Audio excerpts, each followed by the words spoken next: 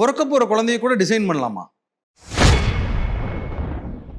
Baby designing. It is possible. இது பயமுறுத்துற மாதிரியான ஒரு டெர்மினாலஜி கிடையாதுங்க. ரொம்ப சிம்பிள் தான். ஊசியோ, மாத்திரையோ இல்ல புது டெக்னாலஜியோ எல்லாம் கிடையாதுங்க. நம்ம ஆஸ் பேரண்ட் நம்ம குழந்தை வயித்துக்குள்ள கருவா உருவானதுல இருந்தே அப்பா, அம்மா ஈக்குவலான டைம் ஸ்பெண்ட் பண்ணி அந்த பேபி கூட நிறைய பேசி கம்யூனிகேட் பண்றது ரொம்ப எஃபெக்டிவ்னஸை கிரியேட் பண்ணியிருக்குன்னு நிறைய ஸ்டடி சொல்லியிருக்குங்க. ஏன்னா நம்ம பேபி வயித்துக்குள்ள கருவா இருக்கும் போதே 20% மூளை வளர்ச்சி அடைஞ்சிடறாங்க. ஸோ அந்த 20% மூளை வளர்ச்சிக்கு அப்பாவும் அம்மாவும் அவங்க கூட எவ்வளோ நேரம் டைம் ஸ்பெண்ட் பண்றீங்க, அம்மாவை எந்த அளவுக்கு ஹாப்பியா வச்சுக்கிறீங்க, ஸ்ட்ரெஸ் ஃப்ரீயான நல்ல என்வரான்மெண்ட் அந்த பேபிக்கு வயித்துக்குள்ள கொடுத்தீங்கன்னாவே அது 20% பிரெயின் டெவலப்மெண்ட்டை ஸ்ட்ராங் ஆக்கிடுது.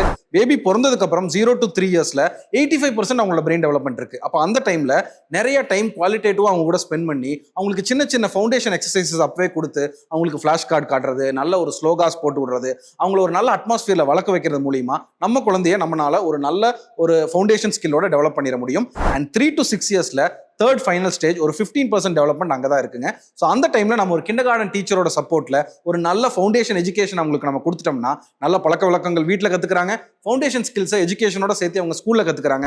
இது எல்லாத்தையும் மேப் பண்ணும்போது 100% பிரெயின் டெவலப்மெண்ட் நம்ம குழந்தைக்கு 6 வயசோட முடிஞ்சிருது. அதுக்குள்ள அவங்க ஒரு நல்ல ஃபவுண்டேஷன் குழந்தையா மாறிடுறாங்க. ஸோ இவங்க சொசைட்டிக்கு ஒரு நல்ல இம்ப்ளிகேஷன் எக்ஸாம்பிள்ஸா இருப்பாங்க. ஸோ நம்ம குழந்தைகளையும் நம்மளால டிசைன் பண்ண முடியும். இந்த 3 ஸ்டேஜஸையும் நீங்க கரெக்டாக ஃபாலோ பண்ணீங்கன்னா. ஸோ ஆஸ் பேரண்ட்ஸ் இதை கண்டிப்பாக ஃபாலோ பண்ணுங்க. தேங்க்யூ.